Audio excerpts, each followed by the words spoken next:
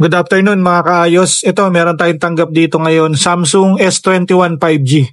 Ito mga kaayos, may basag sa bandang taas saka may line na rin yung LCD niya. Ito mga kaayos, palitan natin. Yung ikakabit nga pala natin dito mga kaayos, yung with frame na LCD. Kaya ang gagawin natin, ililipat natin lahat ng piyesa nito dun sa bagong LCD. Tara mga kaayos, lipat na natin to.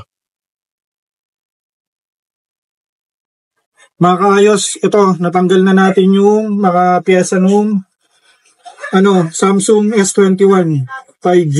Ngayon, lilipat na natin siya rito sa bagong LCD mga kaayos. Ito yung sira niya, ito yung basag eh. Ito na yung bago mga kaayos. Ngayon, lilipat naman uli natin siya lahat dito sa bago.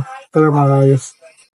Ito na mga kaayos, nalipat na natin dito sa bagong LCD with frame yung piyesa nung cellphone ni ma'am. Ito yung dati. Ito na siya ngayon mga kaayos. Testing na lang natin yung touch niya kung okay. Ito mga kaayos, check natin yung pinaka-screen. Okay naman siya, malinaw.